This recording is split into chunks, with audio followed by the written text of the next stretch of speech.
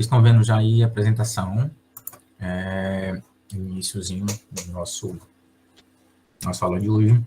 E a gente vai começar a falar sobre o metabolismo. Metabolismo dos bioelementos que a gente já viu. Então, a gente terminou a unidade passada falando sobre carboidratos. E nós vamos hoje falar sobre o metabolismo de carboidratos. Mas antes de a gente falar sobre o metabolismo de carboidrato, a gente precisa introduzir o que é um metabolismo de uma forma geral. E quais são as formas desse metabolismo que existem no nosso organismo? Então, o metabolismo por si só, o conceito de metabolismo, ele envolve processos físicos e químicos que são realizados pelas células, certo? Então, os processos químicos e físicos realizados pela célula, e essas células, elas podem fazer o quê? Elas podem extrair energia, ou seja, eu pego um bioelemento desse, por exemplo, um carboidrato, e essa célula pode extrair energia dele, pode canalizar essa energia ou substratos para que outras células gerem energia, ou a própria célula pode consumir energia, ok? Então eu pego um carboidrato e a célula usa aquele carboidrato para extrair energia, obter energia para ali e usar para ela própria, ou ela pode canalizar essa energia para uma outra região ou uma outra célula. Bom, significa então dizer que todas as células fazem isso aí? Não. Nós temos células que fazem os três, temos células que pode fazer apenas extração ou apenas o consumo, certo? Então, surgiu aí uma perguntinha. O que é canalizar? Canalizar é isso. Por exemplo, o fígado, ele transforma a molécula, ele metaboliza a molécula, extrai energia para ele, consumo próprio, e ele pega aquela molécula que ele transportou, que ele transformou, e ele pode canalizar, ainda com energia dentro, canalizar aquela molécula para um outro tecido. Ok? Então, eu posso, por exemplo, direcionar isso. Eu posso, por exemplo, pegar uma proteína, um aminoácido, que ele consiga gerar glicose. Então, imagine que ela consumiu energia para poder gerar glicose, ou seja, a célula tem energia dentro dela, ela consumiu energia para transformar alanina, por exemplo, em glicose, certo? E aí eu pego essa glicose, que agora está com energia, eu vou canalizar essa glicose para o músculo, ok? Eu transferi energia que estava no fígado, canalizei energia que foi gerada no fígado, certo?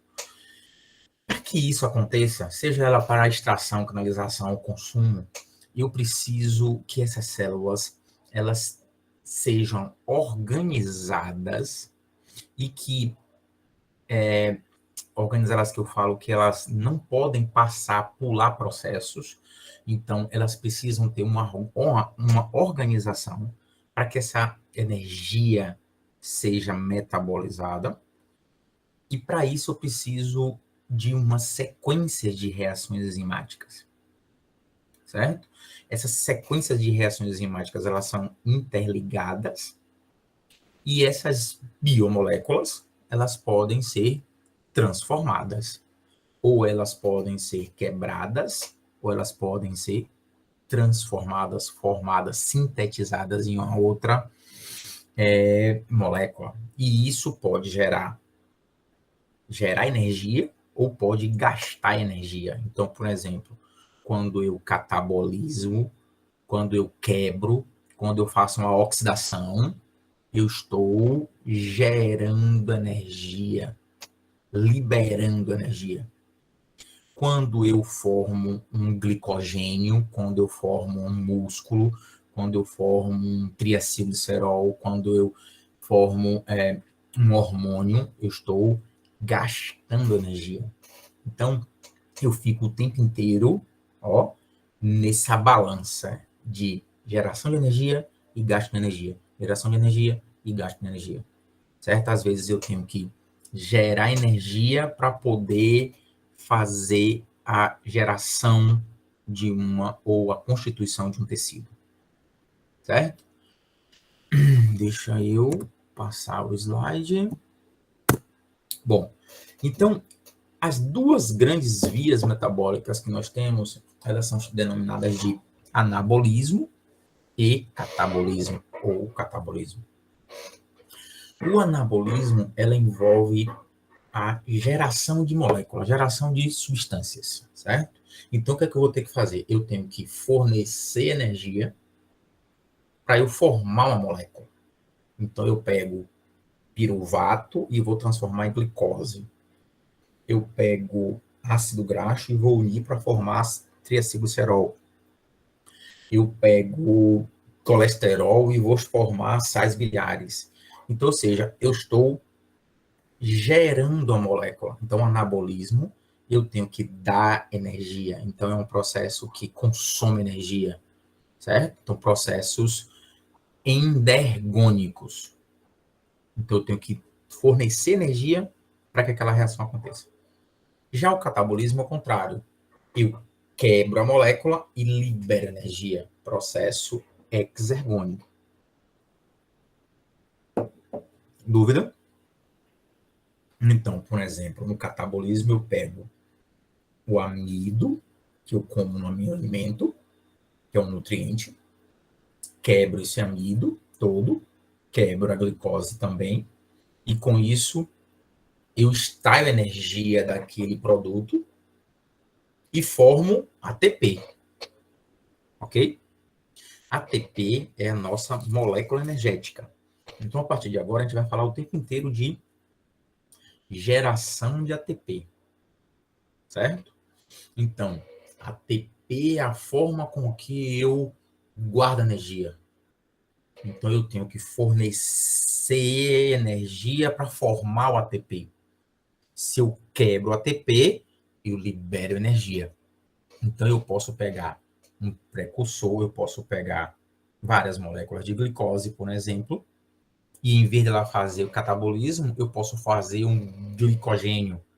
Ou seja, eu estou pegando a glicose e unindo várias glicoses. E com isso, eu vou consumir ATP. Aí fala assim, mas quem é que consome ATP? É a glicose? É o glicogênio que foi formado? Não. Eu vou pegar a energia que eu libero com a quebra do ATP e vou pegar aquela energia e transferir ela para um outro produto. Bom, então se o ATP é a nossa fonte de energia, ou melhor, fonte de energia não, é a forma como a gente guarda energia, a gente vai guardar energia de que maneira, então? Como é que essa energia é guardada? Ela é guardada nas ligações de fosfato, certo? Então, pelo nome, ATP é trifosfato de adenosina, ou algumas traduções falam adenosina trifosfato, certo? É a mesma coisa. Então, adenosina, ó, preste atenção, adenosina, lembra quem aqui, ó? Não lembra um carboidrato? Ó, adenosina lembra um carboidrato. Então, os carboidratos, eles são precursores, ó, eles podem gerar moléculas de adenosina. Se eu pego, por exemplo, uma frutose, ó, 5 lados, e eu coloco esse complexo de nitrogênio, ó, uma base nitrogenada, eu formo adenosina. Tá aqui, ó, adenosina tá aqui, tá no meio, para aqui, ó. Deixa eu fazer a marcação, ó. A adenosina tá aqui, ó. Ligada a ela, eu vou ter 1 fosfato, 2 fosfato, 3 fosfato. Por isso que o nome é trifosfato de adenosina. Se eu tiver um único fosfato, eu vou ter um monofosfato de adenosina, que nós chamamos de AMP. Se eu tiver 2 fosfatos, de fosfato de adenosina, que eu chamo de ADP. E os 3 fosfatos, ATP. Dúvida? Não, professor. Tá. Então, se eu tiver um ATP, eu vou ter ligações fosfato aqui, aqui e aqui. Ok? Eu vou ter 3 ligações fosfato. Então, se eu quebro uma ligação fosfato, libera energia. Se eu tenho que ligar uma ligação fosfato, eu tenho que fornecer energia. Então, se eu consigo quebrar 2 fosfatos de vez, eu vou liberar mais energia. Se eu tiver que ligar 2 fosfatos de vez, eu vou ter que consumir mais energia. Tudo bem? Então tá isso aí, né? Bom, e esse fosfato basicamente não. Qual é a maior parte, onde esse fosfato ele é quebrado em maior parte? Onde esse ATP é utilizado na maior parte do nosso organismo? Bom, o ATP ele é a molécula energética da gente, então a gente precisa dela para tudo. Então, o cérebro queima muito ATP. E os músculos também queimam muito ATP. Então, a gente está vendo aí a contração muscular, como é que faz, né? Indo e volta, ou seja, a cabeça da actina, na miosina e tal. E aí o ATP, ele é utilizado para poder a gente fazer o relaxamento da musculatura. Então, vocês vão ver isso em fisiologia, que quando a gente contrai, a gente tem ADP ligado nele. E para poder ele relaxar, eu preciso de ATP. Então, eu preciso ligar ATP para que a molécula relaxe. Isso explica o rigor mortis. Quando a pessoa morre, ela começa a ficar contraída, o músculo contraído, rigidez por conta de que não tem ATP. E eu vou ter uma ADP ali no lugar da molécula, certo? Que deveria ter ATP. Quem foi que levantou a mão? Pedro, fala aí. Professor, só a título de curiosidade, a única moeda de troca celular é a partir do fósforo? Ou, sei lá, você pode quebrar a ligação do nitrogênio para produzir energia? Não, só fósforo. Na verdade, só fósforo. O que pode mudar é a base. Então, por exemplo, a gente tem creatina. Creatina pode ligar fosfato, que é chamada de fosfocreatina, certo? Mas eu preciso da ligação, da quebra da ligação fosfato. Então, o que é que eu faço? Eu quebro aminoácido para gerar energia, para eu gerar ATP. Ela fala assim, o nitrogênio faz o que na mina? Justamente, eu tiro a mina, jogo fora, excreto na forma de ureia, que a gente vai ver isso, e o restante eu consigo gerar energia. Então, eu consigo gerar energia com ligações, quebra de ligações de carbono, oxigênio, carbono, enxofre, por exemplo, certo? Dúvida?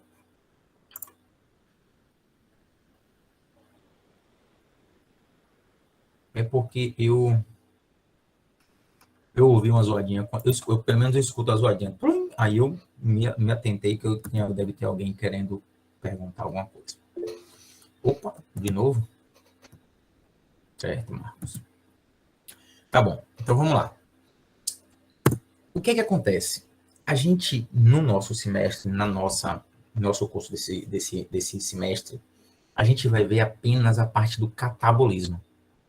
A gente não vai ver a parte do anabolismo, certo? Porque o anabolismo, de uma forma na natureza, vamos dizer assim, principalmente nos animais, ela ocorre de forma diferente para cada espécie, ou temos algumas particularidades em algumas espécies. Então, a gente vai ver, vocês vão ver esse anabolismo mais aprofundadamente em alguns tipos de espécies no semestre que vem. Mas o catabolismo, que é a quebra para poder gerar energia, ela é igual para todo mundo, certo? E esse metabolismo, esse catabolismo, ele ocorre em 3 estágios. Qual é o primeiro estágio? O primeiro estágio ocorre no momento que a gente começa a fazer a mastigação dos nossos alimentos. Então, na mastigação, eu começo a ter ali a formação do bolo alimentar e eu começo a quebrar essas moléculas complexas, ou seja, as proteínas, os carboidratos, os lipídios, para poder eu extrair as menores unidades desses nutrientes complexos. Então, eu vou ter que extrair das proteínas os aminoácidos, eu vou ter que extrair dos carboidratos os monossacarídeos, e eu vou ter que extrair dos lipídios os ácidos graxos. Aí fala assim, e o colesterol? O colesterol, para a gente, ele não gera energia direta, certo? O colesterol é extremamente importante para a gente, mas não no metabolismo energético, diretamente, não. Então, você não tem nenhuma via metabólica que pegue o colesterol e gere energia diretamente para ele, ou seja, uma via metabólica que gere energia direta a partir de colesterol. Nós temos para ácido graxo, certo? Então, eu tenho que fazer a quebra, a separação e absorver esses micronutrientes no intestino. Então, os monossacarídeos, após a absorção, eles vão seguir para a oxidação, que é o catabolismo, que é o que a gente vai falar, ou seja, transformação de moléculas de ATP, e a gente vai ver que na oxidação eu formo ATP a partir de ADP, então eu já tenho 2 fosfatos ligados e eu coloco mais um fosfato, ou seja, eu preciso de muito menos energia do que se eu tiver que ligar 3 de vez. Então eu fico ligando um e tirando, ligando e quebrando, ligando e quebrando, somente um fosfato. E aí eu vou liberando energia, guardando energia, liberando energia, guardando energia. Esses monossacarídeos, eles podem seguir para o caminho do armazenamento, e aí pode gerar glicogênio, que a gente falou com vocês, fígado, tecido muscular. Ou a gente pode gerar, por exemplo, gordura no tecido adiposo, no fígado, e ser transportado para o tecido adiposo também. Já os ácidos graxos, eles fazem parte, por exemplo, da estrutura de membrana, ou eu posso fazer a transformação dele em triacilglicerol e mandar para o tecido adiposo. Ou eu posso gerar ATP a partir da oxidação de ácidos graxos. A mesma coisa os aminoácidos. Eu posso participar da estrutura de músculo, por exemplo, estrutura conjuntiva, eu posso fazer renovação de proteína celular e eu posso pegar o aminoácido e fazer a oxidação.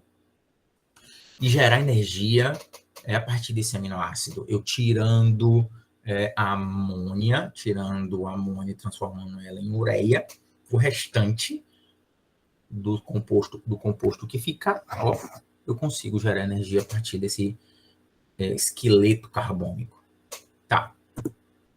Mas o primeiro estágio, ele vai do catabolismo, ou seja, da oxidação, ele vai fazer o quê? Então, eu vou comer, mastigar, fazer o bolo alimentar, triturar, separar os macronutrientes e micronutrientes, absorver, levar para a célula, transportar para a célula. E se essa célula estiver precisando de energia, catabolismo. Se ela não estiver precisando de energia, anabolismo.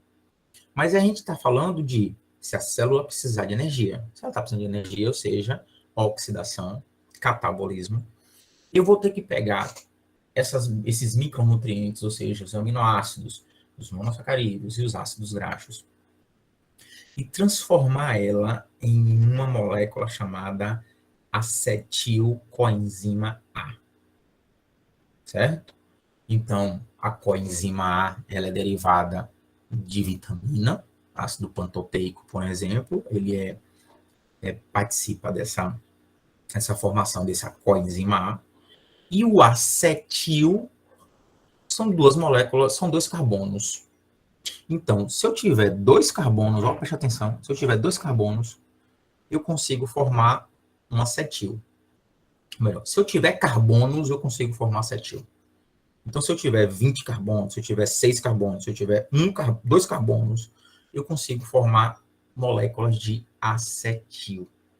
Então, qual é? Acetil é o quê? CH3, C dupla O. Ok? É o acetil. Se eu tiver 3 carbonos, é acetil? Não. Se eu tiver 4, 5, 6, a gente chama de acetil? Não. A gente chama de acil.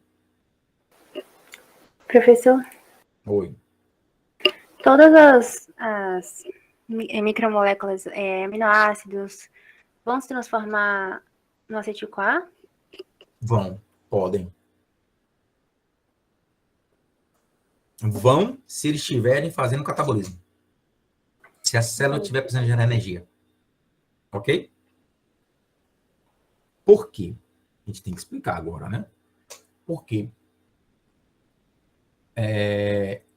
Vocês já ouviram falar no ciclo de Krebs? Não já? Vocês já ouviram falar na cadeia respiratória, ou fosforilação oxidativa, cadeia transportadora de elétrons, certo? Que a gente chama de respiração. E para poder essa respiração, para poder esse ciclo de Krebs funcionar, eu preciso de acetilcoenzima A. Então, acetilcoenzima A é como se fosse o combustível para que esses dois ciclos que ocorrem na mitocôndria, e a mitocôndria é a nossa casa de energia, casa de força, é onde a gente gera a maior quantidade de ATP possível, certo? Então, o objetivo da gente é levar esse acetil formado para a mitocôndria. Ok? Então, eu posso formar esse acetil no citoplasma, eu posso formar esse acetil dentro da própria mitocôndria. Então, eu tenho que transformar essas moléculas em acetil para que a mitocôndria consiga gerar ATP. Então, se eu pego uma molécula que tem 20 carbonos e eu consigo quebrar ela em 10 de 2, eu vou formar 10 acetis coenzima A. Ok? E para cada acetilcoenzima A dessa, eu formo 10 ATPs, se ele conseguir entrar no ciclo de Krebs. Tudo bem? Bom, então o primeiro estágio, ele é da absorção, ou melhor, da mastigação da gente, da obtenção dos nossos nutrientes via alimentação, até a formação de acetilcoenzima A. Mas por que até acetilcoenzima A? Porque acetilcoenzima A formado, ainda dá tempo de voltar atrás. Ou seja, ainda dá tempo de eu reservar esse acetil e formar outra coisa. Então, imagine, eu formei acetil, e a célula, de uma hora para outra, fala assim, não preciso mais de acetil, porque eu parei de fazer exercício. Eu parei de demandar energia para aquela célula. Então, ou seja, eu não preciso mais de energia naquela célula. Então, a acetilcoenzima A formado consegue ir para o anabolismo. Então, repare, eu consigo pegar todas as moléculas, ácido graxo, corpo cetônico, glicose, aminoácido, álcool e formar acetilcoenzima A. Esse acetilcoenzima A formado, se a célula estiver precisando de energia, realmente precisar de energia, eu consigo fazer o catabolismo, que é ir para o segundo estágio. Mas se não tiver precisando de energia, se, por exemplo, parar aqui, eu cessei, ou melhor, eu não cessei, é errado, eu não estou precisando de energia, não vou precisar mais ir para o segundo estágio. Então, por exemplo, eu parei de fazer exercício ou eu demandei energia para outro lugar. Então, significa que eu não vou precisar mais gerar ATP. Ou melhor, não é que não precisa gerar mais ATP. Aquela demanda de ATP que eu estava precisando foi diminuída. Então, eu formei muito acetil e eu não vou usar aquele acetil porque eu não estou precisando de tanta energia como eu estava precisando antes. Então, esse acetil formado, ele pode ir para o anabolismo. Ó. Eu vou formar colesterol, as sais biliares, eu vou formar pigmentos, eu vou formar vitamina K, hormônio, triacilcerol. Então, ou seja, posso pegar esse acetilcoenzima que ficou em excesso ou que não foi gasto e caminhar ele para o anabolismo. Só que a gente não está falando de anabolismo, a gente está falando de catabolismo. Então, esse acetilcoenzima A vai para o segundo estágio. O segundo estágio é o quê? Até formar acetilcoenzima A, eu gerei energia? Gerei. Mas foi energia suficiente para manter a gente? Não.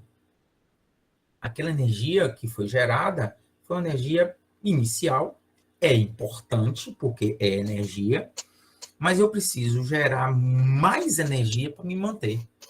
Então, eu tenho que ir para o segundo estágio. Ou seja, eu extraio energia, eu formo ATP até formar acetilcoenzima A, formo. Ok? Então, por que eu falo isso?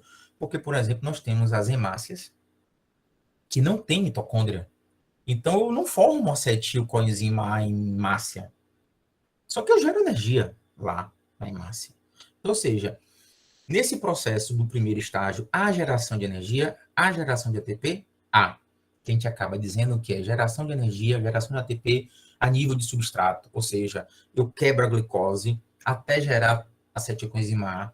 Eu gero energia? Gero. Certo? Gero ATP? Gero. Precisei de mitocôndria? Não. Precisei gerar acetilcoenzima A? Não. Beleza? Mas se eu gero acetilcoenzima A, eu vou, e tenho mitocôndria, eu vou gerar uma quantidade maior de energia. E aí a gente vai relembrar o conceito.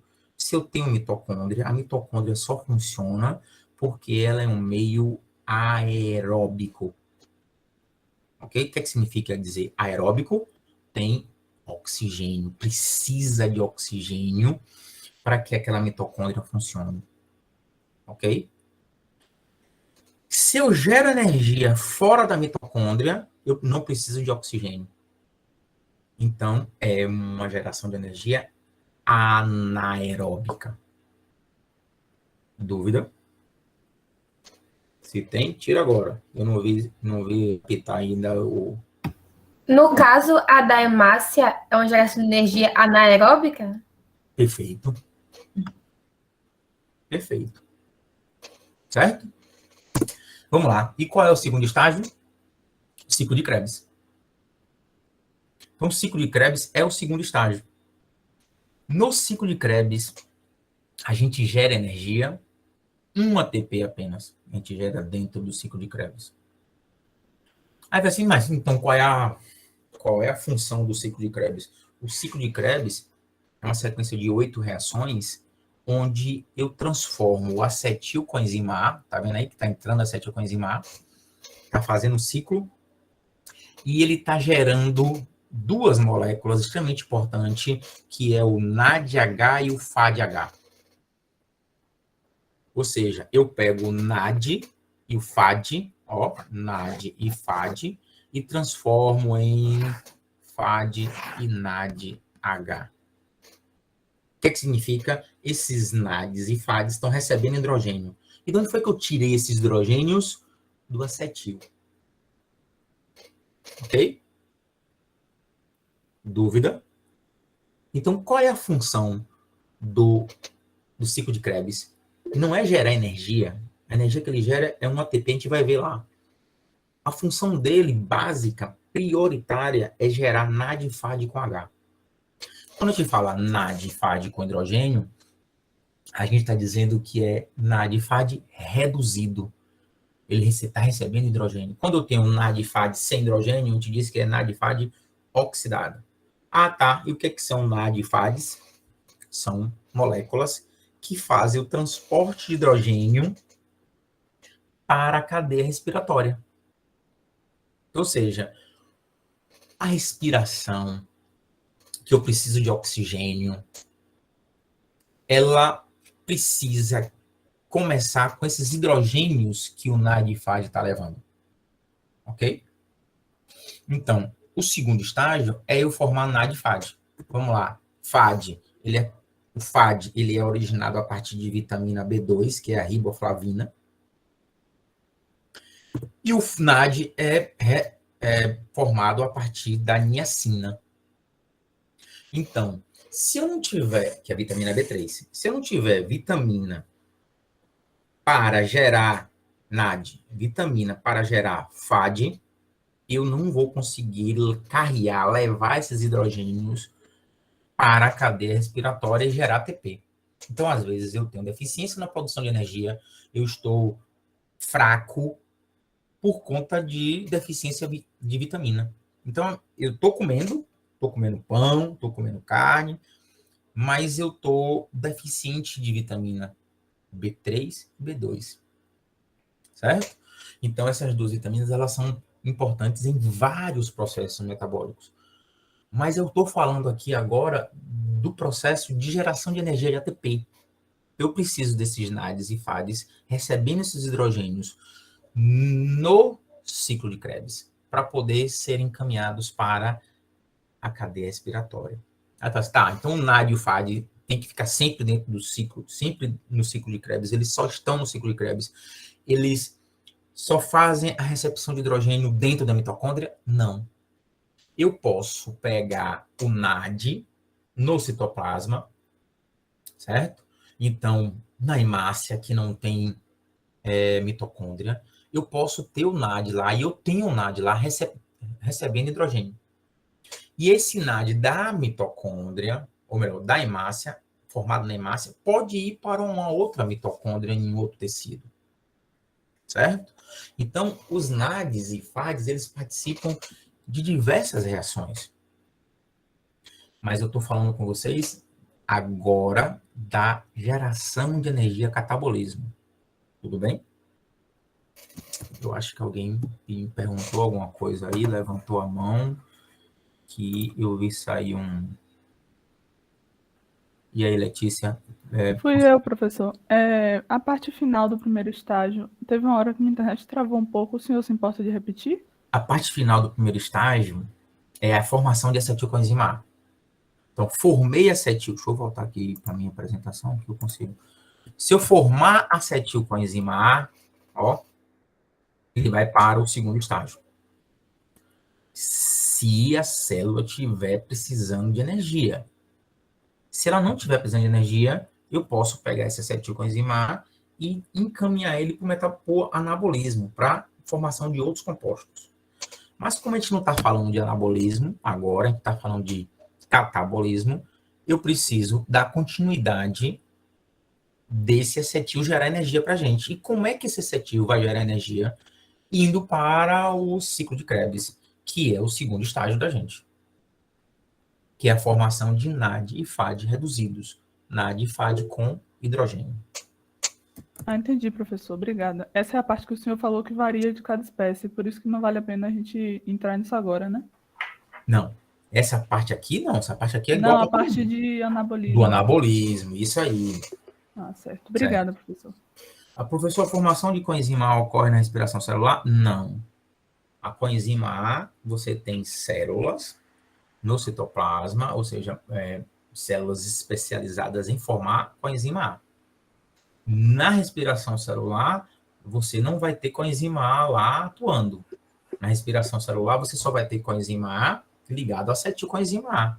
Então, ou seja, quando eu pego acetil e quebro a coenzima, essa coenzima vai se ligar com outro acetil, certo? E a gente vai ver que as moléculas de coenzima A, elas são como se fossem marcadoras para que essas moléculas sejam encaminhadas para a mitocôndria. Então, se tem coenzima A ligado, ela pode ir para a mitocôndria, certo? Por quê? Porque eu não consigo começar o ciclo de Krebs se não tiver acetilcoenzima A. Se não tiver coenzima A, eu não consigo gerar energia. Ela deriva dos nutrientes? Sim, principalmente de uma vitamina chamada pantoteica. Ok? Então, imagine, para poder gerar energia, eu preciso de NAD e FAD que vem de vitamina. Para poder gerar energia, eu preciso de formar coenzima A que vem de vitamina. Certo? Então, eu preciso dessas vitaminas na nossa dieta. Então, essas vitaminas, elas estão distribuídas em vários alimentos da gente. Então, se você consome um alimento que tem baixo teor de vitaminas, você vai ter deficiência. E nós temos lá dois grupos grandes de vitaminas, as vitaminas lipossolúveis e as vitaminas hidrossolúveis. As hidrossolúveis, a gente come e ela bota para fora todo dia. Ela vai embora na urina. A gente absorve o que tem que absorver e depois volta para fora. E as lipossolúveis, elas são armazenadas no nosso organismo. Então, a gente pode ter uma intoxicação por vitamina A, B, K e E, por exemplo, que são as vitaminas lipossolúveis. Já as vitaminas hidrossolúveis, por exemplo, vitamina C, complexo B, eu tenho que estar o tempo inteiro tendo essas vitaminas sendo oferecidas no nosso organismo para poder a gente absorver elas. Por quê? Eu absorvo essas vitaminas e fico utilizando elas. Só que em algum momento eu boto para fora elas, eu elimino elas, eu tenho que renovar essa vitamina. Então, por exemplo, numa vitamina C, você tem 1 grama, você toma 1 grama de vitamina C por dia. As pessoas que fazem, reposição, ou tomam a vitamina C em cápsula, em efervescente, toma 1 grama. A gente precisa diariamente de 90 miligramas de vitamina C. Então, 90 miligramas de vitamina C você consegue na alimentação, nos sucos, nas frutas e tal. Aí você toma. Quem não gosta de comer fruta, quem não gosta de comer verdura, essas leguminosas de uma forma geral, e frutas, tem muita vitamina C, tem uma quantidade de vitamina C que consegue suprir a gente. Tem gente que não come nada disso, nem fruta, nem verdura. Então tem que suplementar. Então eu tomo 1 grama. Eu tomo 1 grama, só que eu absorvo só 100. Por exemplo, 90 a 100. 900 miligramas vai pro lixo. Certo? Então não adianta você tomar 1 grama. Você toma 1 grama por quê?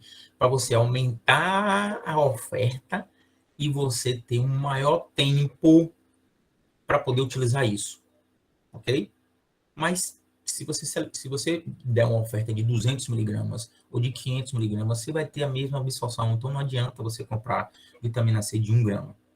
Certo? Você vai estar pagando mais caro. Tá. Mas isso aí é o mercado, é a parte farmacológica. Não vamos entrar nesse aspecto. E vitamina B é a mesma coisa. Então, a vitamina B, a gente absorve aquilo que a gente precisa diariamente e bota para fora o resto. Então, eu tenho que estar suprindo o meu organismo dessas vitaminas para poder te gerar uma boa quantidade de energia. Ok? Vamos voltar lá, que eu dei uma desviada aí no nosso assunto. Terceiro estágio. O terceiro estágio compreende a cadeia respiratória. Certo?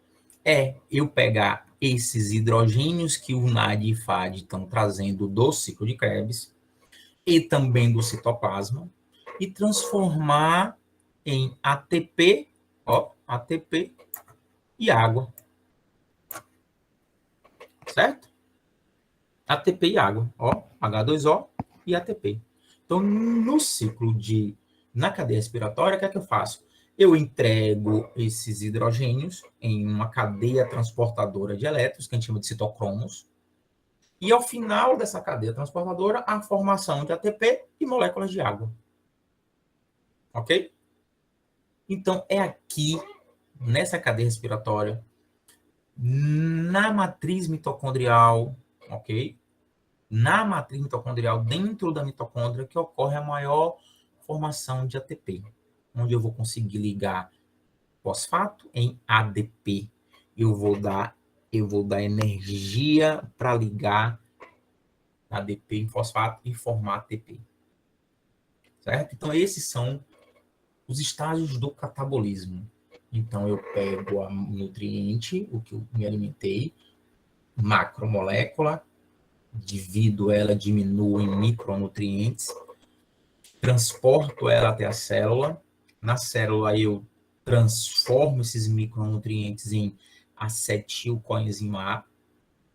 Esse acetilcoenzima A vai para a mitocôndria e dentro da mitocôndria existe uma sequência de reações que nós chamamos de ciclo de Krebs, que há a formação ali de NAD e FAD reduzidos, ou seja, NAD e FAD com hidrogênio, onde esses NADs e FADs vão levar esses hidrogênios para uma outra sequência de reações, que vão transportar elétrons a partir desses hidrogênios, e nessa cadeia de transporte de elétrons há a formação de ATP e moléculas de água. Ok? Então, eu tenho aqui, ó, um diagrama nos 3 estágios, ó. Então, aminoácido, ácido graxo e glicose se transformando em acetil, acetil se transformando em NAD, NAD se transformando em ATP e água. Ok? O que a gente vai fazer hoje? A gente vai, então, falar sobre o metabolismo de carboidrato. Lembra que a gente falou que eu consumo carboidrato na alimentação, eu quebro esse carboidrato em moléculas menores, monossacarídeo, e absorvo esses monossacarídeos, e vou pegar esses monossacarídeos e gerar energia. Beleza? Tá. Qual é... Cadê? Aqui.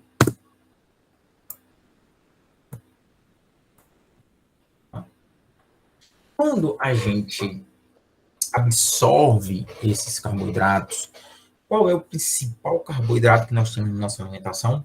Glicose. Certo? E aí o que acontece? Essa glicose, carboidrato, monossacarídeo, quando ela cai na corrente sanguínea, essa glicose é uma molécula polar, então ela não precisa de transportador nenhum, eu só preciso quebrar o amido, a maltose, a sacarose e jogar essa glicose na corrente sanguínea. Então o que é que acontece? Essa glicose absorvida no intestino, através do sistema porta, 70%, claro que não é 70% exato, ou seja, mais ou menos 70% dessa glicose que a gente absorve no intestino, ela fica no fígado, direto. Ok? A gente chama de sistema escape esplênico, ou seja, eu fico com 70% no fígado, escapa para a corrente sanguínea, para poder girar no corpo inteiro e suprir todas as outras células, 30%. Então, ó, eu tenho que suprir prioritariamente o fígado com essa glicose. Por quê? Porque o fígado é o nosso órgão central do metabolismo. Tudo acontece no fígado. Vocês vão ver que o fígado é que resolve tudo. Então, o organismo todo, o músculo faz um monte de merda, o fígado, o músculo faz o cérebro também faz, o tecido adiposo faz um monte de merda, e quem resolve? O fígado. Fazer um monte de merda é o seguinte: o metabolismo deles produz moléculas tóxicas, e que quem tem que resolver para poder botar para fora é o fígado. Fígado e rim. Então, ou seja, quem é que faz todo o trabalho sujo de resolver a sujeira dos outros órgãos? Fígado e rim. Certo?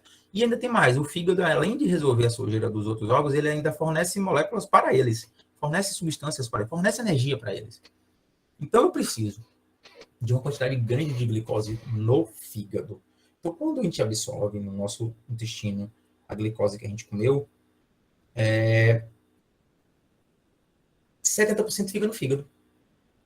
30% cai na corrente sanguínea. Então, nesses 30% que cai na corrente sanguínea, a gente vai chamar isso de glicemia. Ou seja, a quantidade de glicose que eu tenho circulando no sangue. Ok? O que acontece? Então, eu elevo a quantidade de glicose no sangue. Quando eu elevo a quantidade de glicose no sangue, o que vai acontecer?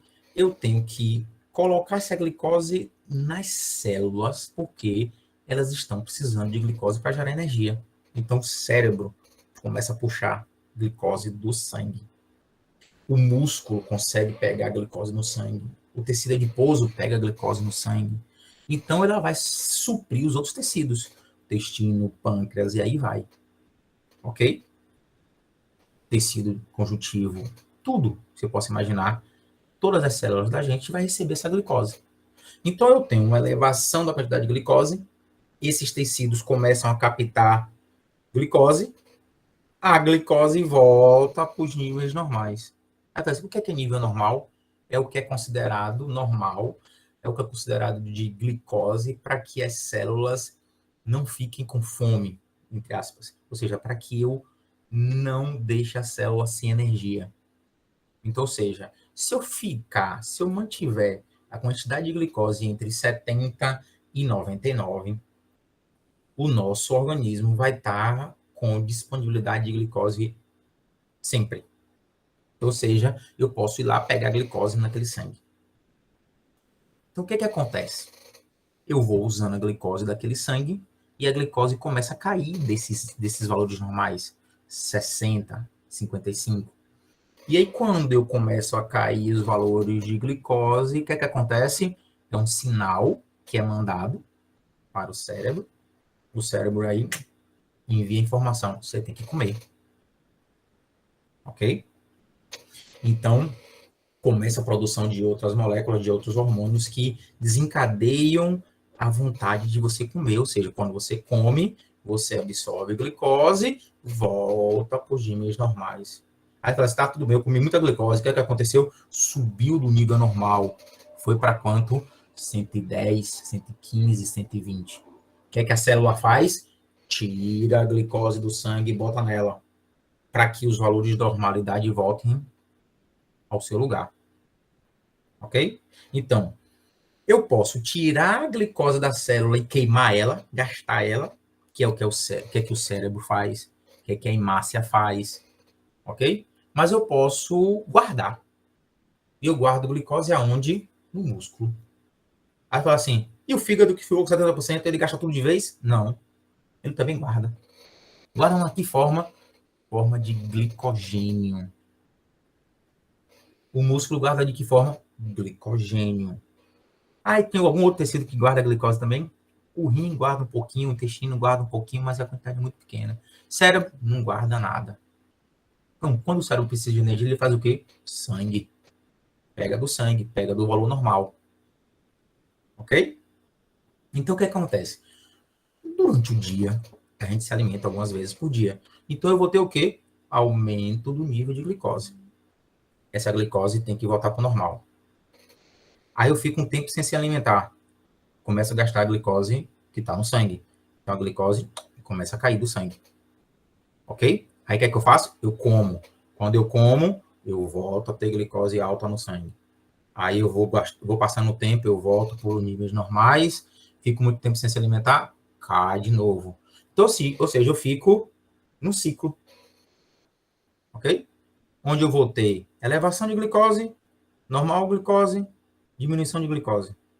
Então, quando eu tenho valores normais, eu vou chamar de normoglicemia, que é o que a gente chama de homeostase glicêmica. Ou seja, eu estou com os níveis equilibrados entre 70 e 99. Repare, esses níveis já foram outros. Então, por exemplo, antes de 2010, mais ou menos, ou 2010, não, 2005, 2006, os níveis de glicose considerado normal era, não sei, eu acho que até antes disso, era considerado 120. 120 miligramas por decilitro era considerado normal, abaixo de 120. Já foi 140. Em alguns 110, aí caiu de 110 para 120 para 110. Aí, na última revisão desses valores, caiu para abaixo de 100, 99. E o valor mínimo sempre ficou em 70. Em alguns laboratórios eles colocam 60, mas normalmente 70. Organização Mundial de Saúde, Organização Mundial de Metabolismo, eles chamam de 70 como nível normal. Então, de 70 a 99 é considerado normal. Aí, assim, tá acima de 99 é considerado de hiperglicemia. Abaixo de 70 é considerado quanto? É considerado o quê? Hipoglicemia. Então, glicemia é a quantidade de glicose no sangue. Se eu estou com hipo, menos glicose do que o normal. Se eu estou com hiper, mais glicose do que o normal. Ok? Então, durante o dia, a gente entra em hiper e hipo. Hiper, hipo. E fica nisso aí. O que acontece? Se no final do dia eu tive mais hipoglicemia do que hiper, eu vou ter que gastar energia de minha reserva. ok? Se no final do dia eu tive mais hiper do que hipo, significa que eu vou ter que guardar energia. Então, a gente, todos os dias, no final do dia, não repare, quando a gente fala no final do dia, ou seja, existe o ciclo que você fica acordado em vigília, dorme, tal, beleza. Nesse ciclo, no final desse ciclo de vigília e sono, você, se tiver mais hiper, você engorda. Se tiver mais hipo, você emagrece. Se tiver equilibrado hiper e hipo, você nem engorda, nem emagrece. Certo? Então, se eu comer muito, eu vou ter hiper, engordo. Se eu comer pouco, eu vou ter hipo, emagreço. Então, não existe fórmula mágica para emagrecer. Certo? A fórmula mágica é ou você come menos do que você gasta, ou você gasta mais do que você come. Ah, eu gosto de comer, tá? Beleza, então queime. Certo? Se você quiser manter, ou se você quiser emagrecer. Certo? Não tem dieta da lua, do céu, do inferno, se você quiser. Eu estou assistindo agora Lúcifer com minha filha. Não existe nem Lúcifer para poder resolver seu problema de emagrecer ou engordar. Porque tem gente... Por favor, professor, sem spoilers. É o quê? Tem spoiler, por favor. Tem história? Ela quis dizer sem spoiler. Sem spoiler. Ah, mas não falei nada, não. Eu até tô enjoando dele. Já assisti a primeira temporada, não vou nem assistir a segunda, que é tudo a mesma coisa. Mas tudo bem. Mas não vamos lá. Não, professor, assiste tudo. Assiste tudo. Olha, o que determina o metabolismo acelerado ou não? Tá? O metabolismo acelerado é a saldo de demanda energética. Ou seja, claro que você tem questões hormonais influenciando, ok? Então, como é que eu acelero o meu metabolismo? É você dando à célula estímulo, ok? Então, a célula vai diminuir seu metabolismo se você não der, a depender do estímulo que você der a ela. Então, se eu estou dando o estímulo dela queimar, fazer catabolismo, ok? O que é que vai fazer? Ela vai se adaptar a tenho que ter mais energia para poder fazer aquela atividade. Ok? O estímulo que você dá a ela é o seguinte, olha, eu dou energia para ela, só que eu não demando atividade para ela. Então, o que é que ela faz? Ela diminui o seu metabolismo. Então, ou seja, a gente só acelera o nosso metabolismo se a gente der estímulo. E esse estímulo tem que ser contínuo. Ok? Bom, aí você fala o seguinte, tá?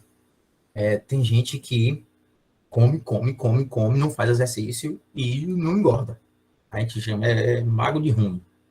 Né? Não tem aquela história? É magro, é tão ruim que não consegue engordar, por mais que coma. Isso aí tem uma questão intrínseca de cada um. Ok? Ele pode não demonstrar que ele está gastando aquela energia, mas, por exemplo, as pessoas que pensam muito, que se preocupam muito e que comem a quantidade normal, eles gastam muita energia e eles aceleram a velocidade, eles aumentam o metabolismo celular dele. Toda vez que a gente... Uma das coisas excelentes para poder você aumentar, acelerar o metabolismo é fazer atividade física, todo mundo sabe disso, certo? Mas existem algumas pessoas geneticamente que são mais aceleradas. E é normal acontecer que, à medida que a gente vai aumentando a idade, vai aumentando, vai ficando mais velho, essas células vão demandando menos energia. Consequentemente, você vai baixando mais o metabolismo. Certo? Então, é normal que as pessoas mais idosas, se fizer uma comparação com o que ela comia quando ela era mais jovem, ela come muito menos. Por conta de questões realmente hormonais, questões de normalidade da vida da gente, certo? Então, o que determina o metabolismo acelerado é a quantidade de energia que você precisa para que você chegue no final do dia sem ganhar e nem perder. Então, tem gente que precisa de 2.000 calorias, tem gente que precisa de 3.000 calorias, tem gente que precisa de 1.600 calorias. Então, se você não está fazendo exercício, se você não está demandando, vamos dizer assim, demandando tarefas para o seu organismo, seu organismo precisa de menos energia. Então, se você come muito, ou seja, eu preciso de 1.600 calorias para poder ficar no 0 a 0. Eu vou e como 1.800. 200 calorias elas vão ser guardadas. Certo? Então, e preste atenção. O nosso organismo, ele é sábio. Aí fala assim, tá, tudo bem, eu vou ficar o dia todo sem comer, e vou comer só uma vez só. Aí o que é que ele faz, ó? O organismo. O que é que as células fazem? Pô, ele tá me dando energia uma vez por dia. O que é que eu vou fazer? Eu vou pegar essa energia e vou gastar um pouquinho. Vou diminuir meu metabolismo. Porque se eu não sei quando é que ele vai comer de novo, eu vou diminuir o metabolismo. Certo? E automaticamente diminui o metabolismo, por quê? Porque a célula vai gastar aquela energia bem mais devagar, você vai ter menos energia. Então, seu metabolismo vai cair. Certo? Só que você come uma vez só e come 2.500 calorias. O organismo fala o seguinte, olha, só vou gastar 1.500, vou guardar 1.000. Eu estou comendo uma vez só por dia, estou engordando? Claro. Porque você não está demandando energia, ou melhor, quantidade de energia para que ele gaste aquilo ali. Então, quando você come fracionado, o que é que você faz? Você dá uma quantidade pequena de energia para ele naquele momento. O que é que a célula faz? Gasta toda, porque ele sabe que daqui a 2 horas eu vou comer de novo. Claro que se você comer de 2 em 2 horas uma feijoada, não tem santo que consiga guardar, consiga manter a homeostasia e não engordar, certo? Eu estou falando de alimentos que você vai ter uma alimentação que vai estar fracionada, mas você vai fracionar aquela energia que você iria comer toda de vez, você fraciona em vários pedacinhos. Com isso, a célula fica o tempo inteiro queimando em vez de guardar. E isso acelera o metabolismo. Certo? Deu para entender, Marcos? Não sei se eu falei mais. Deu sim, professor, deu sim. Muito obrigado. Que você me perguntou. Tá, mas vamos lá. Como é que o organismo, então, faz essa regulação? Ou seja, eu como, tá, alguma coisa tem que avisar a célula que ela tem que pegar. Tá no sangue. Tá, eu fico de jejum, alguém tem que avisar ao organismo que tem que botar glicose no sangue. Ou seja, eu tenho que fazer essa regulação. Ok? Então, como é que eu sei que eu tenho que comer? Ah, eu tive uma hipoglicemia. Mas que sinais são dados? Então, ou seja, você entra em hipoglicemia e você sabe imediatamente que você tem que comer e tem que comer desesperadamente. Às vezes você entra em hipoglicemia e fica um tempo. Fica meia hora, 40 minutos, 1 hora, 2 horas sem se alimentar. E aí, se você medir a glicose no sangue, vai estar normal. Vai estar normal por quê? Porque alguma coisa está regulando para que aquela glicose se mantenha normal. Então, depois de 2 horas que você se alimentou, começa o jejum. Jejum breve, que eles chamam, né? Jejum breve. 3 horas, você está começando a gastar sua reserva. 4 horas, você começa a gastar sua reserva. Então, se você come um alimento às 8 da manhã, às 11, você está gastando reserva. Meio-dia, você volta a se alimentar. Põe aquela reserva. Então, ou seja, eu tenho que fazer a regulação. Certo? E como é que o nosso organismo faz essa regulação? Que a gente chama de regulação glicêmica. Significa dizer o quê? Quando eu como, eu tenho que absorver. Quando eu não como, eu tenho que dar. Estou falando em termos de sangue. Então, quando eu como, eu tenho que absorver a glicose que está no sangue, absorvida. Quando eu não como, como é que eu mantenho aquela normoglicemia? Eu tenho que tirar a glicose de algum lugar e botar no sangue. Tudo bem? Eita, Maria. Bicho, travou. O que foi que teve aí? Magro de ruim. Ih, Maria, eu peguei um bocado de coisa aí. Cadê meu caruru? O povo tá com fome já, ó. Tô falando de comida.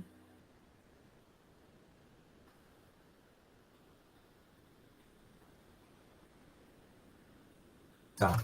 Vocês estão brincando com o outro aí. Deixa eu... Tô com fome mesmo, povo.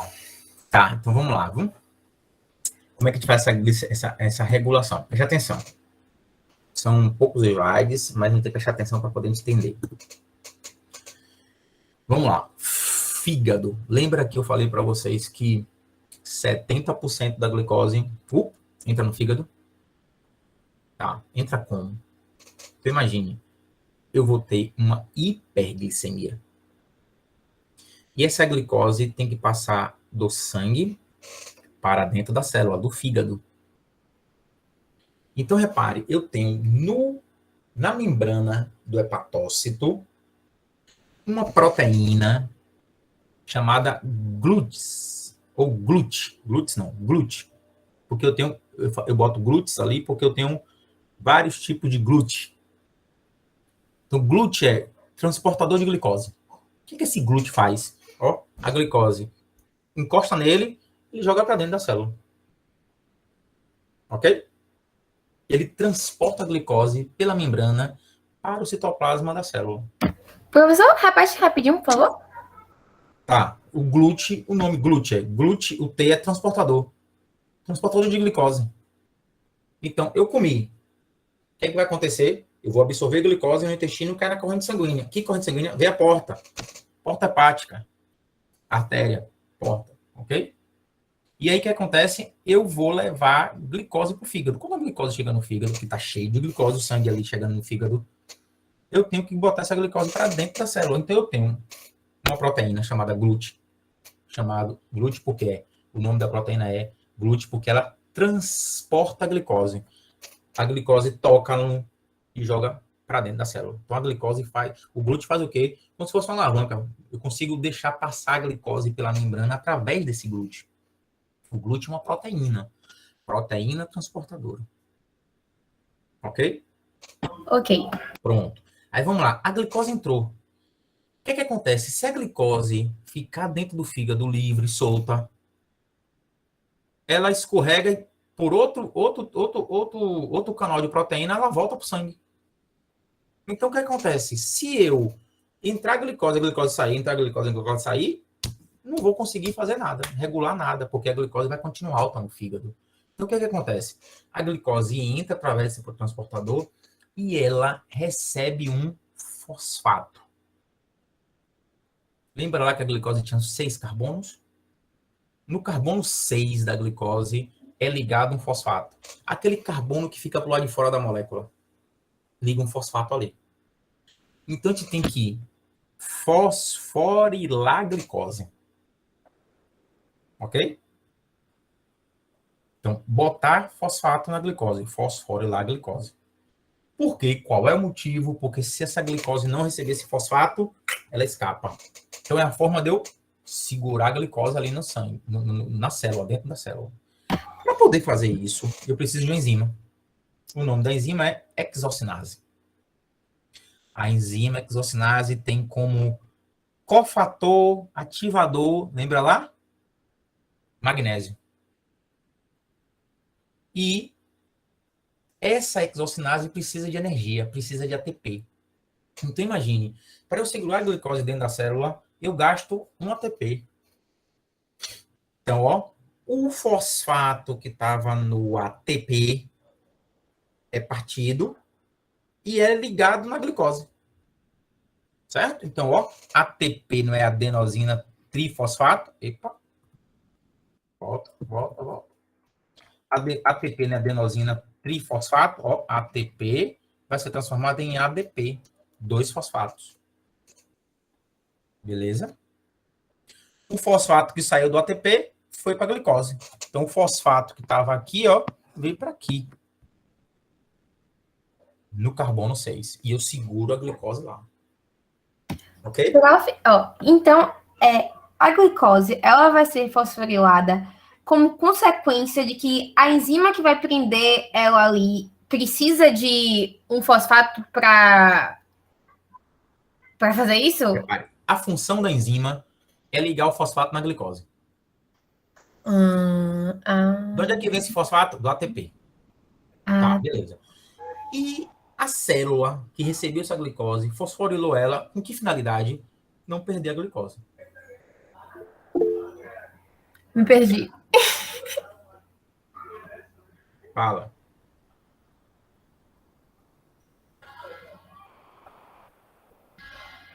Hein, gente? Presta atenção. Vocês estão fazendo piada aí, fazendo até receita já de caruru, quiabo e o zorra 4. Pelo amor de Deus, presta atenção aqui. Depois vocês falam comigo. Eu sei que vocês estão com fome, mas daqui a pouco eu libero vocês vão comer. Professor? Oi. O senhor pode repetir o nome da enzima que faz isso? Exocinase. Certo. Vamos lá, Obrigada. vamos entender. Exocinase porque o nome é exose. Exose é 6 Carbono. carbonos. A glicose tem quantos carbonos? 6. Ok? Certo. Quando vocês forem ler alguma coisa sobre isso, vocês vão ver que, ou seja, enzimas que atuam em glicose, enzimas que atuam em frutose, é tudo da exocinase. Então, a glicose, você tem uma exocinase chamada glicosinose. Se for frutose, eu tenho uma exocinase chamada frutosinase. Então, você acaba botando num pacote só. Certo? Então, entenderam aí? A glicose Entendi, entra. Aí fala assim, tá, tudo bem, beleza. Valeu. E a glicose está aí com 6-fosfato. Vai para onde? Bom, depende. Se o fígado estiver precisando gerar energia para ele mesmo, a gente vai oxidar essa glicose junto com esse fosfato. Mas se o fígado não estiver precisando de glicose, gerar energia, o que ele faz? Transforma em glicogênio. Então, a glicose 6-fosfato pode seguir vários caminhos. Ou do anabolismo ou do catabolismo. Certo? Aí você o que é que vai decidir para onde é que ela vai? Demanda energética. Ou seja, depende do que a célula esteja precisando. Beleza? Entenderam essa parte de cima? Ó, Só a parte de cima. só para ver se eu entendi mesmo, que eu tô um pouco confusa, desculpa. Tá. Não é a parte de baixo, não. Tá, ó, Pode sim. a glicose, ela vai ser fosforilada. Sim. Quem vai fazer isso vai Sim. ser a exocinase, que aí ela tem o cofador-difador, que é o magnésio. Aí, nesse processo, ela vai quebrar o ATP em ADP, e aí o fosfato vai para a glucose. Perfeito. É isso. Tá, beleza. Obrigada. Beleza. Aí você fala assim, com que finalidade a célula faz isso? Manter a glicose dentro da célula. E, a partir daí, essa glicose vai tomar o caminho que o órgão estiver precisando. Beleza? Massa. Aí vamos lá. Você vai absorvendo glicose, absorvendo glicose, absorvendo glicose, a glicose vai sendo usada. Beleza? Fígado, isso. Estou falando do fígado, vem? Lá para frente, eu começo a entrar em hipoglicemia. Ou seja, o cérebro começa a puxar a glicose do sangue, o músculo consegue puxar a glicose do sangue, beleza? Hemácia vai gastando essa glicose no sangue e eu entro em hipoglicemia. O que é que o fígado faz? Ó, o fígado tem reserva de glicose lá na forma de glicogênio. Então, o que é que o fígado faz? Olha, quando eu entro em hipoglicemia, o pâncreas libera um hormônio chamado glucagon, certo? Esse glucagon, ele entra na célula e sinaliza, é um hormônio, sinaliza para a enzima chamada glicose 6-fosfatase, tá aqui, ó. Para que essa glicose 6-fosfatase faça o quê? Quebre o fosfato que está aqui na glicose. E aí a glicose sai da célula. Ok? Peraí, calma. Quem que quebra essa ligação? Aqui, ó. Enzima. Ah, Quem fez a ligação aqui não foi enzima? Ah, sim. Então, Certo. para poder eu liberar a glicose sair para a célula, eu preciso romper aqui o fosfato. Professor, licença. Oi. Você pode repetir, por favor, essa parte que eu não entendi direito? Tá, eu tô no início. Lembra aí, presta atenção. Por que é que a glicose tem que ser quebrada aqui, o fosfato? Porque eu estou com hipoglicemia. Então, a hipoglicemia faz com que o pâncreas libere glucagon.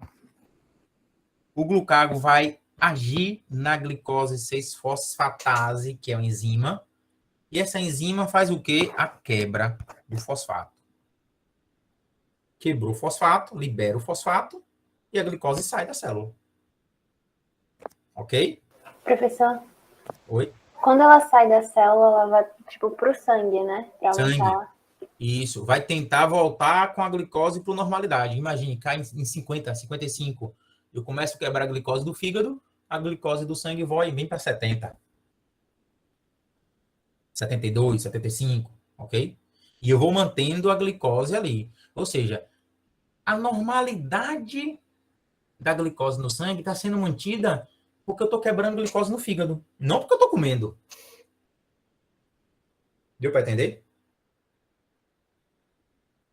Então, o fígado, ele consegue tirar a glicose, ou melhor, ele consegue captar a glicose que vem direto do intestino. Lembra lá, 70%? 70% que eu comi de glicose vai para o fígado. Ele entra lá no fígado, entra, pronto. E o fígado vai utilizar, vai guardar, certo? E se eu tiver hipoglicemia, o fígado vai manter essa glicemia. Ou seja, vai dar glicose para o sangue. Beleza? Dúvida? Professor, então, deixa eu só ver se eu entendi a relação. A insulina, ela liga o fosfato Não na falei de glicose? insulina ainda aqui no fígado. Eu tô falando, ó, fígado. Ah, entendi, certo. O fígado, eu não vou precisar de insulina para que ela entre. Ah, certo, entendi. Não, valeu. Beleza? Valeu. Professor, Oi, você fala. poderia repetir o nome? Como é que a glicose entra no fígado mesmo? Aqui, ó, através do glúteo, eu tenho uma proteína que na hora que a glicose se acopla aqui, ó, ela joga a glicose para dentro.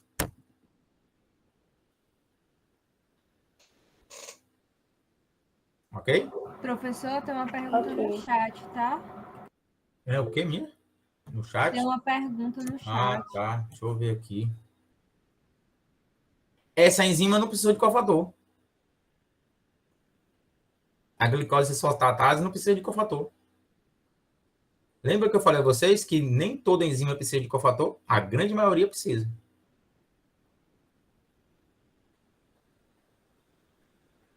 Certo? Podemos continuar? Para poder a gente terminar, caminhar para o nosso término. Fala, Letícia. Professor, rapidinho. O senhor falou que se o fígado não precisar da energia, se o fígado precisar, ela vai ser oxidada no fígado para Beleza. as células dele mesmo. E se não Sim. precisar, ela fica guardada Glicogênio. na forma de glicogênio no fígado mesmo. No fígado mesmo. Ah, pronto. Aí, Por na hora isso que o sangue precisa, eu quebro o glicogênio e aí quebra a glicose, esse fosfato, libera a glicose. Ah, entendi. Obrigada, professor. Tá bom? Tá, vamos lá. Aí o que acontece? Ó, eu só tô falando do fígado, que eu falei o quê? 70% da glicose que eu absorvo no intestino cai no fígado. 30% escapa pro sangue. Ok? Quando você dosa a glicose, coleta a glicose no sangue, ou faz aquela dosagem de glicose no dedo, lá, no bolinho de sangue, que você mede lá o glicosímetro, você está medindo a quantidade de glicose que escapou do fígado, os 30%. Ok? Aquela glicemia que você faz é o que escapou do fígado. O que o fígado não conseguiu absorver, caiu no sangue. Beleza? Podemos continuar? Vamos lá. Músculo e tecido adiposo, olha como é que ocorre. Não sei se está conseguindo, acho que a foto, a figura de trás está muito clara e acabou que parece que... Músculo e tecido adiposo, presta atenção nos dois. No fígado, eu precisei de insulina para ativar o glúteo? Não. Mas no músculo e tecido adiposo, eu preciso da insulina. Então, vamos lá, presta atenção. Eu vou ter hiperglicemia. Essa hiperglicemia, certo? Quantidade de glicose alta, vai passar pelo pâncreas e avisar o pâncreas. Avisar entre aspas, né? Ou seja, glicemia alta faz com que a célula do pâncreas libere insulina. Aí a insulina cai na corrente sanguínea e eu fico com hiperglicemia e hiperinsulinemia. Ou seja, eu aumentei a quantidade de insulina no sangue. Para quê? Para que a insulina entre na célula muscular e adiposa e avise ao glúteo que está lá descansando dentro da célula. que tem glicose lá de fora. Repare, o glúteo do tecido muscular e o glúteo do tecido adiposo, ele não fica na membrana esperando a glicose, ele fica dentro da célula. Certo? Esperando que a insulina avise a ele que ele tem que botar a glicose para dentro. Deu para ver a diferença aí agora? Então, toda vez que eu tenho hiperglicemia, que eu dosei aqui, ó, no sangue, eu vou ter que liberar a insulina, para essa insulina avisar o músculo e o tecido adiposo que eu tenho que colocar a glicose para dentro. Então, quem é que faz a regulação da glicemia quando eu tenho hiperglicemia? Músculo e tecido adiposo. Avisado por quem? Pela insulina. Repare, gente, quando eu falo avisado, é que a insulina é uma molécula que faz a sinalização intracelular para que esse glúten venha para dentro venha para fora da célula, para a membrana da célula. E aí o glúten ali na membrana da célula, a glicose entra e aí acontece a mesma coisa, hexocinase e fosforilação da glicose. Ok? Dúvida? Olha só a parte de cima. Só essa parte daqui que eu estou falando. O que acontece a partir daqui agora? Essa glicose 6-fosfato. O que acontece com essa moléculazinha aqui, glicose 6-fosfato?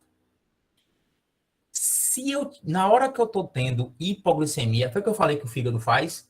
Quebra o fosfato, bota a glicose para fora. Não é isso? Só que o fígado e o tecido adiposo faz o seguinte. Fígado não, o músculo e o tecido adiposo faz o seguinte. Eu pego a glicose 6-fosfato no músculo, transformo ela em glicogênio. Massa. O tecido adiposo faz o seguinte. Pega a glicose 6-fosfato e transforma em ácido graxo. Guarda. Beleza?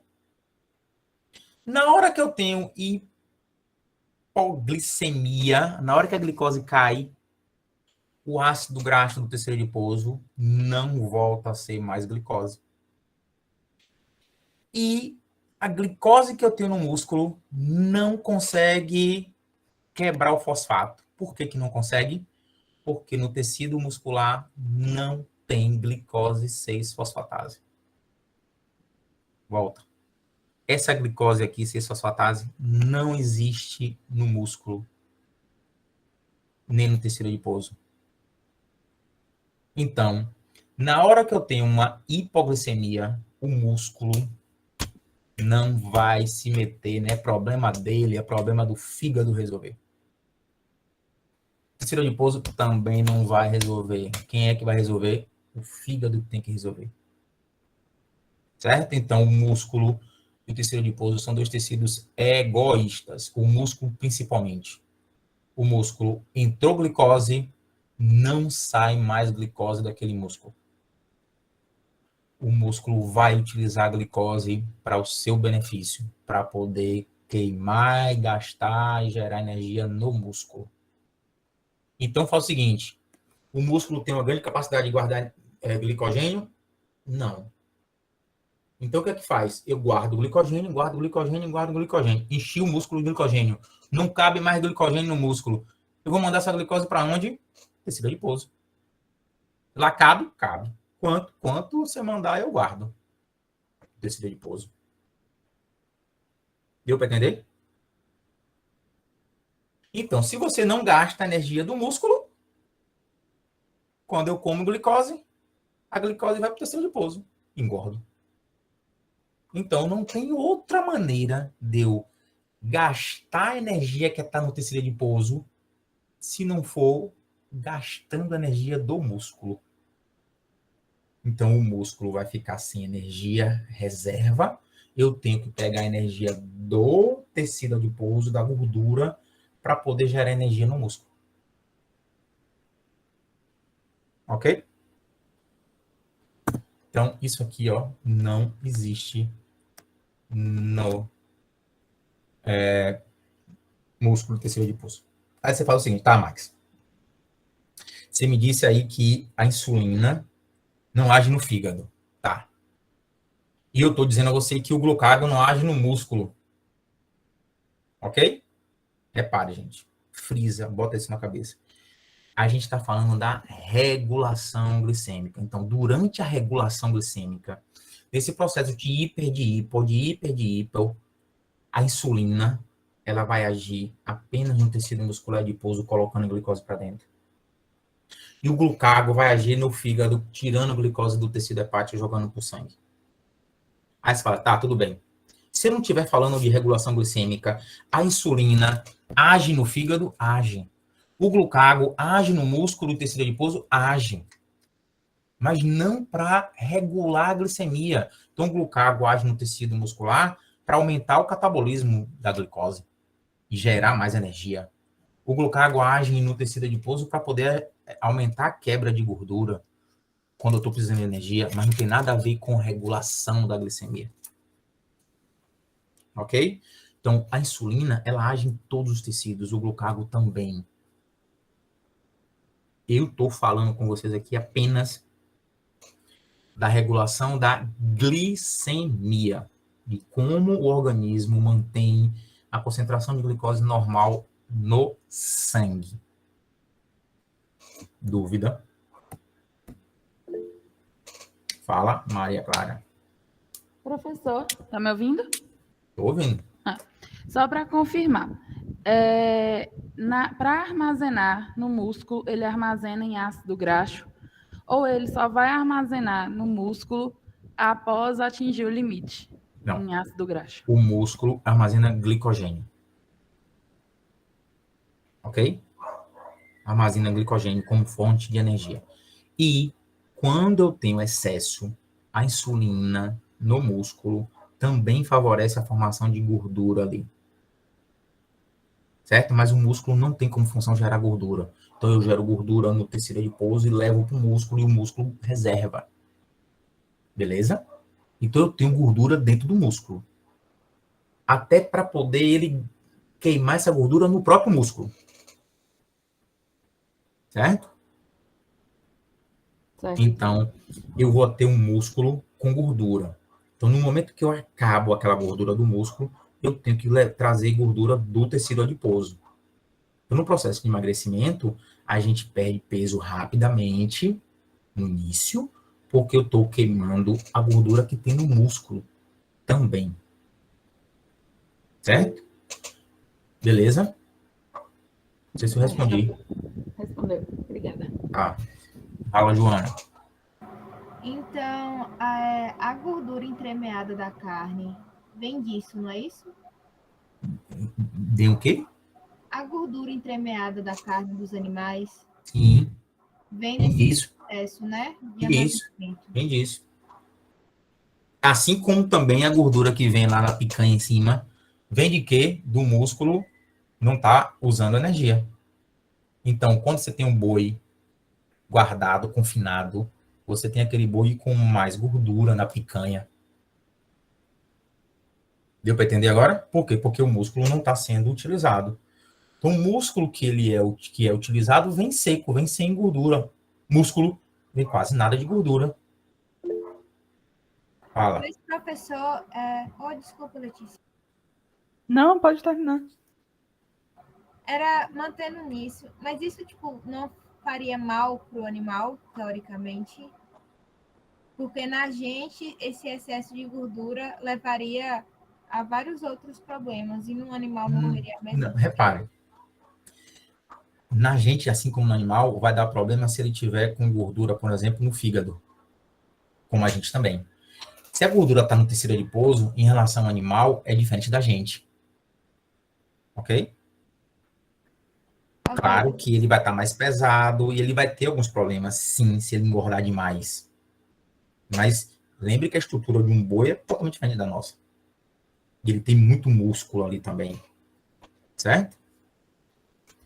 Certo, professor. Obrigado. Professor, Oi. então, esse aumento da gordura é porque está armazenando muito glicogênio. Tá sobrando energia. Aí, no caso, é ácido graxo, que é lá o nome? Ácido graxo. A glicose forma ácido graxo. Assim como forma colesterol. Ok?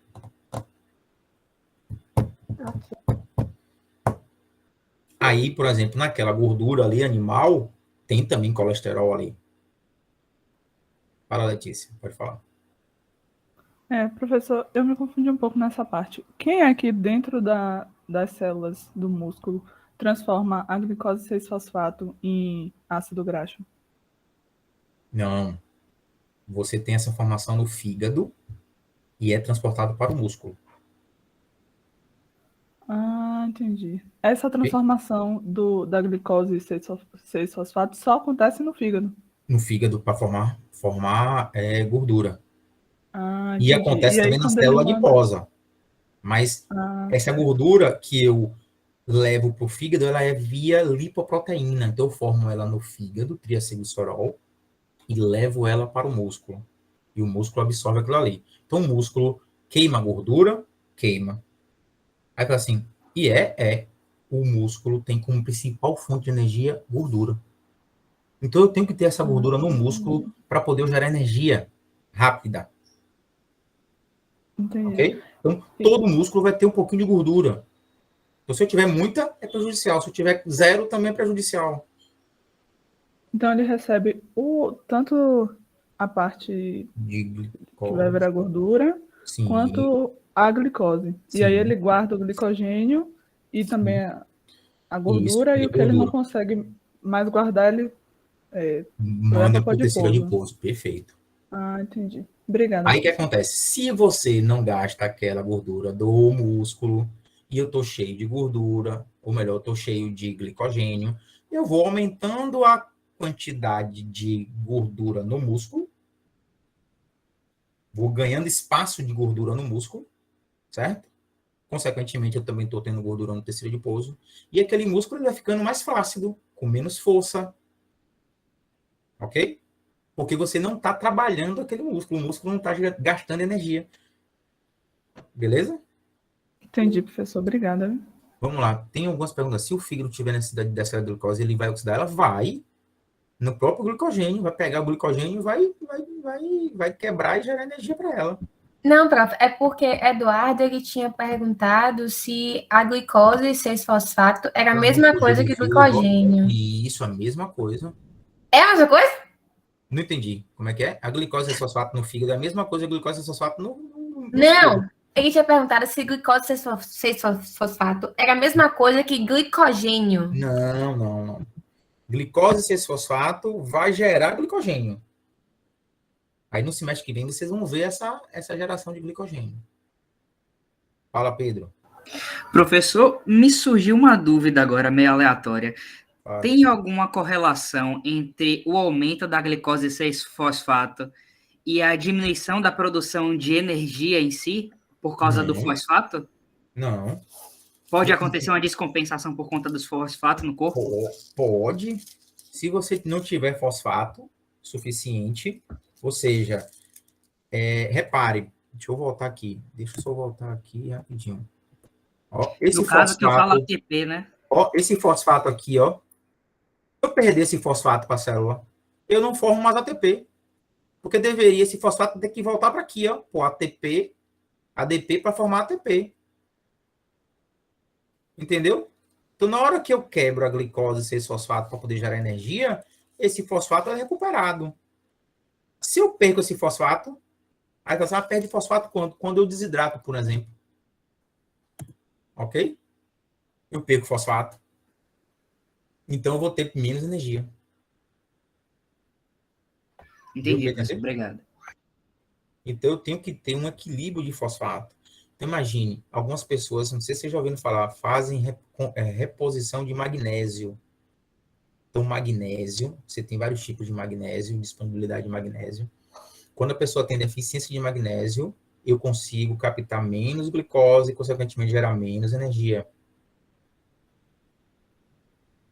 Ok? Não sei se vocês já ouviram aqui algumas pessoas, alguém falando que está fazendo reposição de magnésio e melhorou a sua performance, melhorou a sua corrida, seu pedal, porque está tomando magnésio. Por quê? Porque ele tinha uma deficiência de magnésio, ele dava energia, dava alimento, dava glicose, mas eu não conseguia absorver essa glicose em quantidade suficiente para poder gerar energia no músculo. Aí põe aqui essa glicose para o tecido hepático. para o tecido muscular adiposo e não para o músculo que eu preciso de energia. Certo? Eu não sei se vocês deu para perceber que quando você começa a falar de metabolismo, você começa a misturar as moléculas, misturar os metabolismos. Então, a gente vai ver mais para frente que o metabolismo de glicose, ele está interligado com o de gordura. Consequentemente, também interligado com o de proteína. Ok? Então, a gente está dando só uma introdução inicial de como essa glicose ela é captada e como ela, captada do sangue, e como é que ela retorna no sangue, quais são os tecidos, ou seja, como é que a gente faz essa regulação. Bom, o que acontece? Pode falar, Maria Clara. Só para concluir esse assunto aí de gordura e tudo, quando que o fígado vai entender que ele vai transformar essa glicose em ácido graxo? Quando eu estou em excesso. Limite? Excesso. Excesso? Excesso. Então, imagine, se eu estou cheio de glicogênio. Então, imagine, falaram aí, o fígado vai usar o glicogênio para poder gerar a própria energia para ele, para poder... Vai. O tempo inteiro ele faz isso. Então, na hora que eu estou no período de jejum, o fígado está gastando que energia? O do glicogênio. Se eu como muita glicose, eu reponho o que eu estou de glicogênio e tenho que mandar para o fígado, ou para o tecido adiposo. Entendeu? Então, quem é que vai dizer para o fígado, queime tudo que você está absorvendo? É a quantidade de energia que eu preciso para gerar no músculo, por exemplo. Então, imagine, se eu estou fazendo exercício, no momento que eu estou fazendo exercício, que eu como a glicose, essa glicose vai para o fígado? Não, vai ser absorvida, cair na corrente sanguínea, porque quem é que está precisando? O músculo. No momento que eu estou fazendo exercício, o glicogênio que eu tenho no fígado, ele é todo gasto? Não. Porque se eu gastar todo o glicogênio do fígado, não tem energia para o próprio fígado. Entendeu? Então, por isso que o músculo, na hora que eu estou fazendo exercício, ele gasta o quê? Gordura. Aqui ele tem no próprio músculo e ele mobiliza a gordura do tecido adiposo para o músculo.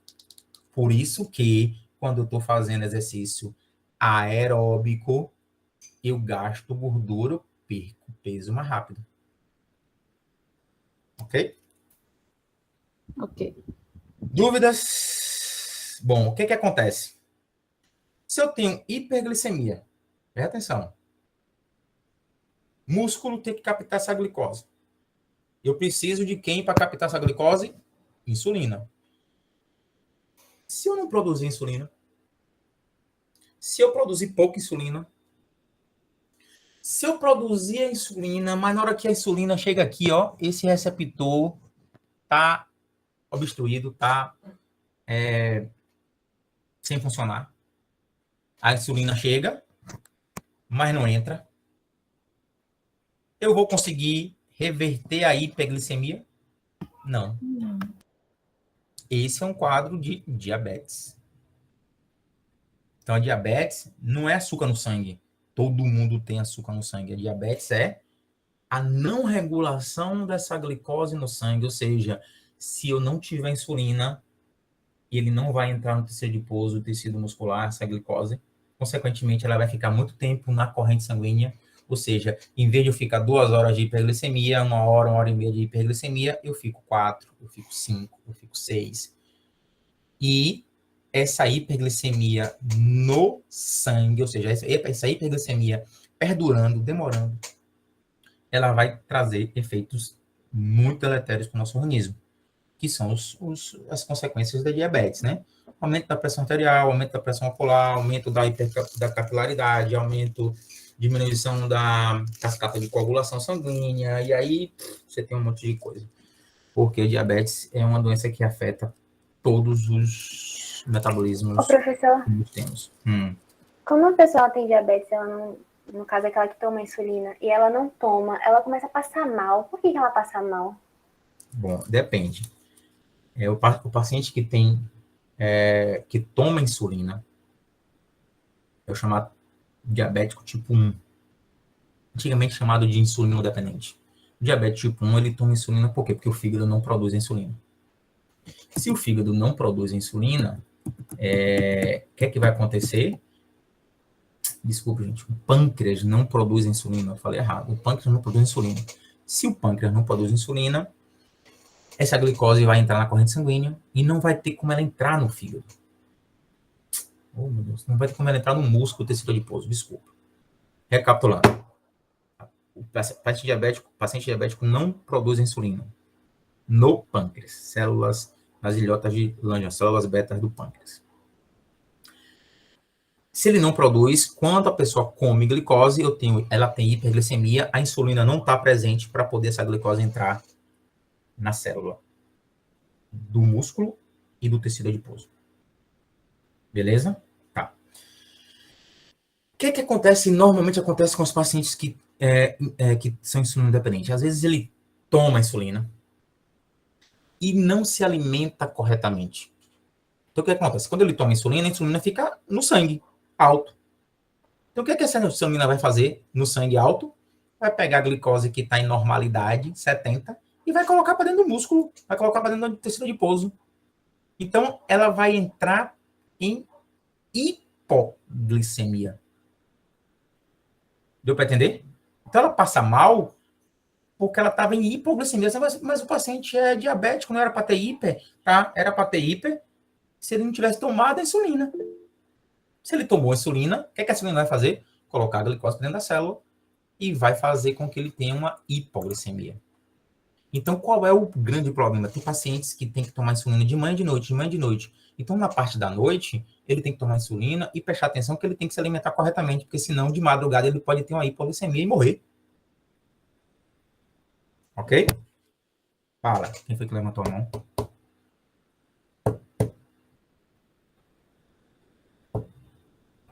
Gente, alguém levantou a mão? Oi. Era só para exemplificar que, tipo, meu avô era diabético, né? Aí ele chegou a bater o carro uma vez porque ele tava com glicemia em 40. Hipoglicemia. Ou seja, ele tomou insulina de manhã e não fez a alimentação correta durante o resto da manhã. Ou o resto durante o dia. Entendeu?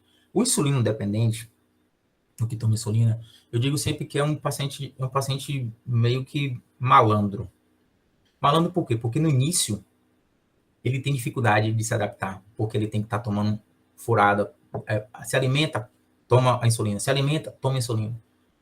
Depois ele começa a entrar no automático, e ele sabe que se ele comer 100 gramas a mais de alguma coisa, ele pode aumentar 1 ou 2 unidades de insulina e tomar que vai regular. Da mesma forma que se ele sabe que ele vai comer pouco, ele pode regular e botar menos insulina para ele não ter hipoglicemia.